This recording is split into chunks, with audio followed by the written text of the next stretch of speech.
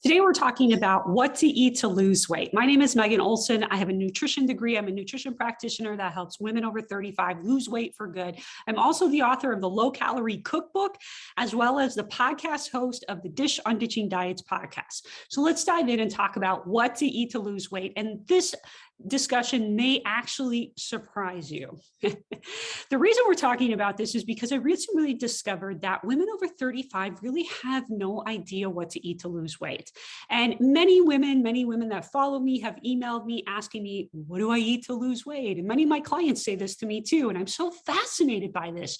Literally, all of these women have no idea what to eat or how to eat. Brilliant, successful women who come to work with me. Some of them are CEOs, doctors, lawyers, business owners, recruiters, stay-at-home moms. All these brilliant, successful women say to me, Megan, I just have no idea what to eat. It's like these brilliant, successful women are asking me for permission to tell them what to eat. And I've heard this from clients, who have said this to me so many times before.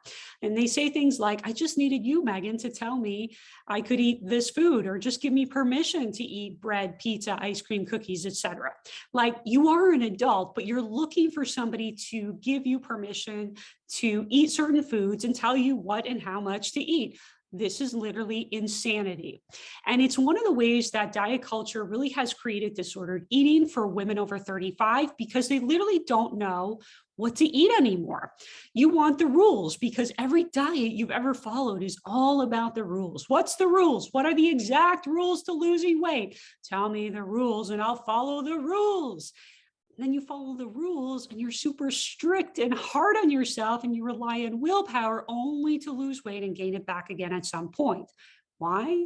Because you never created a lifestyle. You just followed the rules. And what every woman I've ever seen is that they ask me for what's the rules. Tell me the rules of what to eat, what not to eat, how much to eat, what time of day to eat. What's the rules of exercise? Tell me the exact rules. Diet culture has literally taught you that there are these black and white rules. Rules when it comes to your diets: don't eat carbs, don't eat sugar, don't eat fat, fast in the morning. Oh my God, you can only eat meat, cheese, and eggs, and you better not drink diet soda. Oh yeah, and drink apple cider vinegar and celery juice every day. I'm just going to tell you right now, all of that is nonsense. This is not how you create a sustainable lifestyle for yourself that you can do until the day you die so that you can maintain the weight loss. Following black and white rules does not result in sustainable weight loss. Yet, that's how so many of you keep trying to approach weight loss. And when it comes to my clients, I don't give my clients rules. I give them guidelines. Nutrition is about guidelines. And I actually talked about this on my Dish on Ditching Diets podcast, episode 55 and 56. I don't tell my clients exactly what to eat. I give them guidelines of what to include in their meals to keep their metabolism and metabolic hormones better balanced, to keep their plates balanced, essentially. And one of those guidelines I talk all about all the time on Instagram. My profile is Skinny for Delicious, by the way, if you want to come follow me on Instagram. I talk about including protein at every meal and snack. And I also teach my clients about their hunger, and I work with them on building the skill of listening to their own hunger signals and their bodies, so they know how to adjust their portion sizes to what their body needs, so that they don't have to count calories, count points, count macros, or count whatever these days. I don't tell my clients what to eat. They have to figure that out based on the guidelines. Sure, we talk through ideas, we brainstorm together, and I give them suggestions on things, but ultimately, I'm not telling them eat this meal or eat this way all day long, every day until you lose weight. No, you don't create sustainable lifestyle habits to keep weight off forever for good when somebody just hands you black and white rules and you just become a rule follower. And this is what most of you are doing. Most of you are approaching weight loss this way. And this is why you're stuck in the cycle of losing weight, gaining weight, losing weight, gaining weight. You follow the rules and you try to be so perfect with the rules. Then you're like, oh my God, I have to lose weight. Let me cut out all the carbs. So then you go and cut out all the carbs. And now you got a team dinner at Olive Garden and you're freaking out because you're relying on willpower to say no to all the carbs because you have told yourself carbs are all bad. So then you go to Olive Garden, you end up ordering the fried lasagna at Olive Garden, eating the entire meal plus two bread baskets. And then you end up at home beating yourself up afterwards, calling yourself a bunch of names and proclaiming you're a failure and telling yourself how you're always going to be fat and broken and you'll never be able to figure this out. Sound familiar? When if you had never told yourself in the beginning that you needed to cut out all the carbs, what you might have done is you might have said, all right, let me go to Olive Garden and see what foods I like and figure out how I can make them slightly better. Maybe I can eat half the fried lasagna and take the rest home and have one or two breadsticks. Guys, this is how you begin to create a sustainable lifestyle. Now, I know some of you, because you are perfectionists, you're going to be like, oh my God, fried lasagna, that's so bad for you. It's so unhealthy. I shouldn't be eating that way. I should be eating healthier. If that is you, stop. Stop that nonsense right now. It's not helping you. In fact, that is the exact reason you are stuck, because you say it's not good enough. You have the mindset that it's not good enough, it's not perfect enough, it's not healthy enough. I'm going to tell you that is good enough in the beginning, because you're not ready to give up all the foods that you enjoy yet. And I was this way in the beginning with my 80-pound weight loss too. I was not a super healthy eater by any means, and I traveled every week as a consultant for work. So I was eating out every single meal while I traveled. And I simply, in the beginning, just took my meals and cut them in half. And then over time, we're talking months and years, I started incorporating vegetables and fruits and adding protein and started making some healthier swaps. I drank Diet Coke in the beginning. I put real coffee in my creamer in my coffee. I didn't start off on day one and say, let me cut out every food I think is unhealthy or bad. No, that's not how it works. You don't keep weight off permanently by taking that approach. And when I was losing my 80 pounds, when I was traveling like that, for lunch, I would just have a Subway sandwich. I'd have a small Subway turkey sandwich with some baked chips and a Diet Coke for lunch most days. Fast forward to today, I'm eating a big salad with tuna and potatoes and vegetables and homemade balsamic vinaigrette. I mean, if I would have forced myself to eat a big salad, a big tuna salad like I do today, back then, when I was losing my 80 pounds, I never would have lost 80 pounds, guaranteed. Forget it. I wasn't ready to eat the big tuna salad yet. And that's what most of you are doing, is that you are trying to force yourself to eat in a way that you think you should be eating at, and you're not willing to take the baby steps to get there. So speaking of Diet Coke, I like to pick on this one because so many of my clients, lovely ladies over 35, tell me, I got to cut out this Diet Coke. I shouldn't be drinking this Diet Coke. Why? I'm going to tell you, it's not something to worry about, because it doesn't have calories. Why would you even worry about something in the beginning of your journey that doesn't have calories? Why worry about that right now? I lost weight drinking Diet Coke, never cut it out in the beginning. And then guess what? One day, a few years after losing weight, I realized how I really didn't like how Diet Coke made my body feel. So I stopped drinking it. Haven't had a Diet Coke, probably haven't had a soda since. I can't remember the last time I had a soda. I don't miss it. I don't think about it. And here, the difference that I'm trying to explain to you is that I didn't force myself into cutting it out like many of you do. You're forcing yourself. And it's time for you to take your power back. Stop asking for permission for what you can or cannot eat and how much you should and shouldn't be eating, and start working to build a lifestyle that you can actually sustain until the day you die. That is, unless you like losing weight and gaining weight over and over again. Keep doing that if you enjoy that. But if you want better for yourself, which I'm guessing you do, and you no longer want to struggle, then you must start approaching weight loss differently. I see so many wonderful, smart, beautiful women suffering. And I hear this in my free consultations too. The suffering you all keep putting yourself through is unnecessary. You're choosing it when you're choosing to do one of these gimmicky diets like a detox or a shake program or Nutrisystem, or you're just cutting out foods, or you're looking for more rules.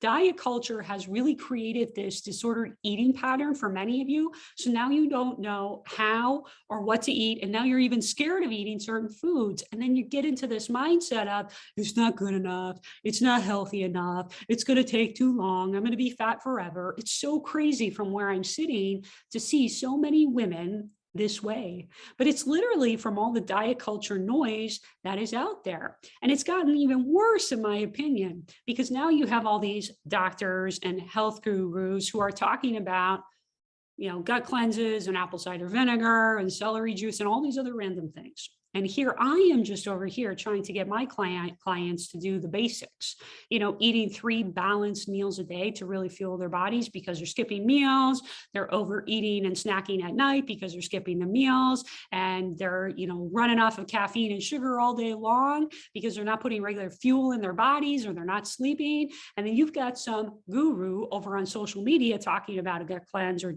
celery juice for weight loss. None of that's helpful. It's not the big rock. So you've got this whole population of women who for decades and years haven't been properly fueling their bodies because they're so turned upside down, they don't even know how to eat anymore. Is there a time and place for some of these protocols? Yes, but it's not while you're trying to lose weight or create a sustainable lifestyle. Create the lifestyle first. Learn how to eat the 3 balanced meals a day first, at home, on vacation, at a friend's house, at restaurants, at work, and get all of the other basics down really well, like walking and sleeping and drinking your water. Once you have that down and you're feeling super confident you can do that until the day you die, then feel free to venture off into some of these other things, but none of these things are the big rocks of weight loss. They're not really going to move the boulders that you need to move to get the results you want for life. They're not going to do it. And, the thing is that you need a calorie deficit for weight loss. And if you're doing something like drinking celery juice, it's likely going to cause a blood sugar spike, making you more prone to over consuming food and going over your calories, especially if you're having the celery juice first thing in the morning and you're not eating anything along with that. You're not properly fueling your body. So now you're setting yourself up for hunger and overeating potentially later in the day. Everybody's different, but most people, that's what's going to happen, and it's not going to happen consciously. So I'm just saying it's not the thing to focus on. But what I see women over 35 doing consistently, what I've observed, is they're searching for the perfect diet plan, the perfect way of eating, the perfect food plan, the perfect meal plan, the perfect grocery list. I literally get so many messages from women over 35 each week asking for these things. You all think there is this secret magical food plan. And once you find the secret magical food plan, you'll be able to lose weight. Ladies, I'm telling you right now, there is no secret magical food plan. You know what to eat to lose weight. You know the difference between a potato and a French fry. You know the difference between an apple and chips. But what most of you do is you say, oh my God, I got to lose this weight. And you're like, oh my God, I got to cut everything out. I can't have anything I like. So then you cut everything out, and you're able to do that for a while. And then maybe you lose weight, or maybe you give up. But even if you lose weight, you gain it back and you're like, oh my God, now I can't eat anything I like because, I was trying to lose weight and I cut all of this stuff out. And now you have no idea how to eat any of those foods in control. Because then you start eating the foods and bringing them back into your diet. And because you never practice including them in your weight loss plan, now you have zero control over how you eat those foods because you didn't practice including them in the plan while losing weight. So now you're going to overeat them and binge on them potentially. I had a client recently after a holiday weekend. She told me how bad she was eating a cheeseburger and French fries. What? It's a cheeseburger and French fries. You weren't being bad. You were being normal. You were enjoying a holiday weekend. The only thing that was bad was you telling yourself you were bad. Unless you plan to never eat a cheeseburger and French fries the rest of your life, why would you practice restricting it and depriving yourself of it during weight loss? Weight loss is about creating sustainable habits. So if you can't sustain it, don't even bother practicing it. It's going to be a throwaway. People don't lose weight and keep it off by doing extreme things like cutting out a cheeseburger and French fries. They learn how to make them a little bit better and how to actually include that. The mindset of being bad and depriving yourself is exactly why you feel so out of control with food. It's the mindset of, I have to be perfect to lose weight. If I'm not perfectly following the rules or eating the perfectly healthy foods, then what you do is you make it mean that you can never figure it out. And you use it as an excuse to stop. Look at what you were doing all around that. This client that I mentioned with the cheeseburger and French fries scenario has been working so incredibly hard on eating her 3 balanced meals a day, getting them really well balanced and working that into her busy life as a working mom. In my mind, she didn't do anything wrong with eating that cheeseburger and French fries because she has been practicing that consistency around building her balanced meals and eating them 3 times a day. But it's so fascinating to me because in her mind, because of all of the diets that she's done in the past, because of the diet culture rules she's followed, she was believing that the cheeseburger and French fries must mean that I'm failing. I'm not going to ever be able to do this. That this must mean she'll never lose weight and keep it off for good. First of all, that's being really dramatic. I mean, if you really step back and you look at this situation objectively, your brain is offering you a lot of drama and you're sort of following for it because the reality is you've only ever attempted losing weight by following strict rules, black and white rules, all or nothing. And now your head is in this all or nothing mindset. Podcast episode 5 of the Dish on Ditching Diets, I talk all about all or nothing mindset. This is one of the most valuable podcast episodes I've ever done. And in this episode, I talk about how you have black and white thinking around food. And so you think weight loss is about the black and white rules and just following the rules. Then whenever you don't strictly follow the rules, you automatically equate that to failing. That's not failing. But unfortunately, that is what diet culture has taught you. And this is why you and so many other women over 35 like you have a disordered relationship with their thinking. I don't think it's a disordered relationship with food. I think it's a disordered relationship with how we think, because you're thinking and feeling like something has gone wrong. Nothing's gone wrong. One of my other clients recently was struggling with cookies. And when we started working together, she was keeping cookies out of the house. And I said to her, well, is your goal to never be able to eat a cookie again until the day you die? She was like, no. And I told her, unless you never plan to eat a cookie until the day you die, the plan of keeping the cookies out of the house is not going to work because the second you bring the cookies back in, you're going to binge on them. I guarantee that. So if you want to lose weight and keep it off, we have to bring cookies in the house and begin working through the process of learning how to not overeat them. And she was really scared. And she did binge on them a couple times. But guess what? Fast forward several months, now she's in control of the cookies. And in our last coaching session, she told me, Megan, those cookies have been in my pantry for the last 6 weeks and they didn't even bother me. And I think this is what all of you really desire for yourself, to feel in control instead of feeling out of control around food. Cutting foods out and following rules gives you less control and makes you feel out of control. So there are 2 mindset issues that are at the root of your endless search for the perfect way of eating and the rules to lose weight that I really want you to understand. One is that you don't trust yourself. You don't trust your own body. You don't trust your impulses around food. You don't trust your ability to say, this is the plan and this is what I'm doing today, even if XYZ happens. And so the first is that you don't trust yourself. And ultimately, you don't trust your hunger signals either. So you don't want to eat and then you restrict and binge later in the day because you're trying not to eat. So you don't trust your body when it tells you it's tired and it needs to go to bed. You don't trust your body when it says, I'm too sore from yesterday's workout, so then you push too hard and overtrain. You don't trust yourself to make the right choices, so then you won't try to take any other actions because you want to guarantee that it's going to be the right thing and it's going to give you the right outcome. That's all disordered thinking that you have about yourself and distrust you have with yourself. And so now when it's time to lose weight, you have all of this distrust about yourself, and then you go on your endless search for the perfect way of eating and the perfect diet rules because you're putting more trust into those things than into yourself. You put more trust in the Weight Watchers, calories, macros, keto, Whole30, low carb, meal plans than you put into yourself. Like, I can't tell you how many lovely ladies will tell me, my body is tired. I'm feeling so tired. What should I eat? And I'm like, go to bed. They're like acting like there's something wrong, that their body is tired when they're running off of 5 hours of sleep. Go to bed. Or they tell me, Megan, I'm hungry, but I'm over my calories today. I'm like, eat some more. You think your calories know your body better than you do? You have to eat some more food. You have to learn how to trust your body. Do you think all of that's a problem? All that thinking, that way of thinking, that perspective is a problem? I sure do. That you put more trust into those rules and into the plan than in yourself, than in what your own body is trying to tell you.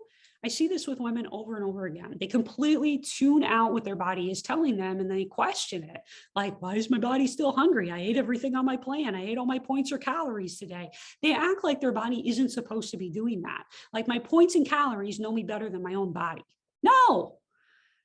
But that's what many of you are doing when you're searching for the perfect rules or asking somebody like me, how should I be eating and how much should I be eating? I had somebody recently tell me that they wanted to know what coffee creamer to put in their coffee. This woman had emailed me and she mentioned she was doing Weight Watchers and drinking a sugar-free coffee creamer that she hated and makes her body feel like crap, but she's using it to fit into her points. This is what I mean. Does this make sense? No. You're following the rules, but you're not listening to your body. And it's something you hate and makes you feel like crap. So guaranteed, you aren't going to be able to do that until the day you die. That's why I don't teach my clients to follow a strict plan or tell them exactly what foods or coffee creamer to drink. I help them figure out what works for them. That's what a good coach does. They guide people. Otherwise, how do you ever learn? You have to go through the learning process. Weight loss is a learning process. When you're 85, 90 years old, what are you going to do? Still follow your Weight Watchers points and not listen to your body? I'm pretty sure your food requirements are going to be a lot different when you're 85, 90 years old, and your body is going to react differently to foods at that age too than when you were 40 years old. You won't need probably as much food at that point in your life. And if you never learn to trust your body, then the only thing you're practicing is trusting the rules of the plan. You're practicing trust from external factors rather than learning to trust yourself from within. And of course, I counsel my clients on how to build better balanced meals, but really the most important thing I'm teaching them is how to listen to their hunger, pay attention to the signals that their body is giving them, because your body's giving you biofeedback all the time. And how to listen to, how food is making them feel, how exercise is making them feel. Because just like the woman that emailed me with the coffee creamer, if it doesn't make you feel good, why are you doing it? You're not going to be able to stick with that long term. Because guess what? When you start actually listening to your body and building that trust with your body through the process, then you don't need rules. You're making your own lifestyle. You're following your own rules. So all you really need is guidelines. You need guidance, but you don't need somebody to tell you what kind of coffee creamer to drink, right? And so from my perspective, the worst part about all of this is that you place all of your trust into a food plan, a meal plan, a diet program. And so this is the second mindset problem. You have no skin in the game. You have no accountability for your own health journey. Because when you put all of your trust in another program and don't learn to trust yourself and your body through the process, there is no accountability on you. So when you're done with Weight Watchers, you don't have to take any accountability for it not working. You get to blame Weight Watchers. You don't have to take any accountability. You get to blame them instead of taking a hard look at your excuses or objectively analyzing like what actually got in the way of you being consistent. Were you cutting too many things out? Were you depriving yourself? Were you overeating after a bad day? Were you eating because your husband made you mad? I can't tell you how many lovely women come to me in free consultations and they tell me, I have no idea why I can't lose weight. I hear this all the time, Megan, I just can't lose weight. They tell me all of the list of diets that they've done and how they've lost weight and gained it back. And I'm over here scratching my head going, you just told me you have no idea why you can't lose weight. Yet you're telling me all the times you have lost weight in the past. So the problem, my dear, isn't that you can't lose weight. The problem is you can't keep it off. You see the difference? What's so fascinating to me is when I point this out, women are like, oh yeah, I never thought about it. It never dawned on them that the real problem is that they couldn't be consistent with their diet to keep the weight off. Ladies, you have to solve the real problem in weight loss. If you stop doing a diet, ask yourself, what happened? Why did I stop doing the diet? What got in my way? I'm going to guess it was too restrictive, and maybe you were emotionally eating. Just gonna guess based on all my years of experience. But when I asked these lovely ladies why they stopped doing their diet and gained all their weight back, they're like, it didn't work. I just couldn't stick with it. My question is why? What got in the way? What was going on for you?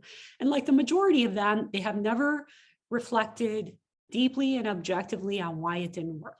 They just stopped at it didn't work. You're missing so much information when you stop there. And part of the reason that you just stop there is because, right, you don't have any accountability.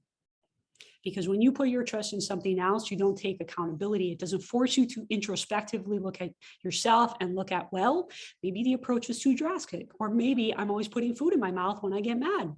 Maybe I wasn't creating a lifestyle for myself and was cutting out too many things. Maybe I was beating myself up way too much. It's safer that way when you don't take accountability, but really you're doing yourself the biggest disservice because you're never progressing and reaching your goals. You're always stopping and giving up on yourself.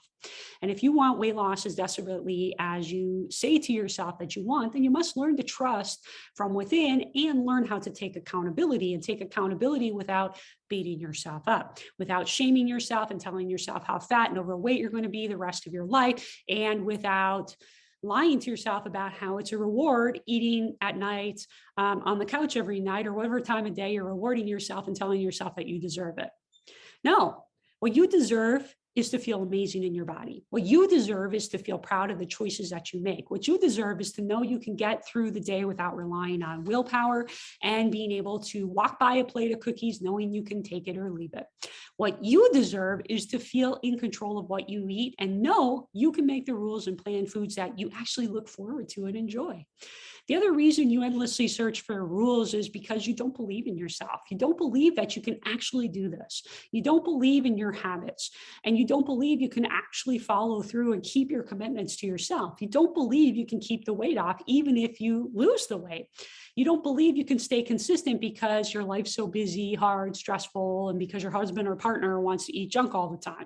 You believe it's going to take too long. It's going to be so hard because you have to cut out everything you like. It's going to be so terrible and miserable eating boring diet food and resisting urges to overeat. All of that is disbelief at the root of your endless search for the perfect rules and way of eating. So let me ask you right now, do you like that you don't believe in yourself? Does it make you feel amazing knowing that you don't really believe in your ability to change? Do you feel great knowing that you're somebody who makes a lot of excuses, isn't very consistent, and who always gives up when life is hard and you're stressed and mad? I'm not judging you, by the way. I'm just asking the question so you get honest with yourself. And in fact, if anyone is judging, I'm going to bet it's you. You're probably already going into judgment mode. And I'm asking you to look at it objectively. Okay? Because you have to get really honest with yourself. And I want you to reflect deeply on what's getting in your way of taking great care of yourself, respecting yourself, and feeling proud of who you are and the small changes that you're making. Many of you believe that respecting yourself is eating food late at night as a reward for being good or getting through the day. That's not respecting yourself. That's treating your body like a trash can. And this is what I mean about being honest and deeply and objectively reflecting. You're not being honest with how little you believe in yourself. You're not consciously aware of how logically what you're saying sometimes doesn't even make sense. So many times I'll be coaching a client and something will slip out of their mouth, and then they'll hear themselves and they'll say to me, wow, that sounds really silly now that I'm saying that out loud. Right. Because you've never given some of your thinking what I call equal airtime. You've never stopped to consider that maybe your way of thinking doesn't even make logical sense. You've never questioned it. Ladies, this is the benefit of having a coach. A coach is not emotionally tied to your situation like you are. So they can objectively look at your situation and point out where you're thinking things that don't make sense, where your thinking is disordered. I hear this all the time from my clients. I never thought to think of it that way or have that perspective. Right, because nobody has ever coached you. This is why I focus so heavily on mindset and self-talk, because mindset and self-talk is what drives our behaviors ultimately with food. And ladies, I'm talking about a real coach, not a coach, quote unquote, like you get with Noom and some of these other programs that are now using computer bots, but they're proclaiming to be like mindset coaching.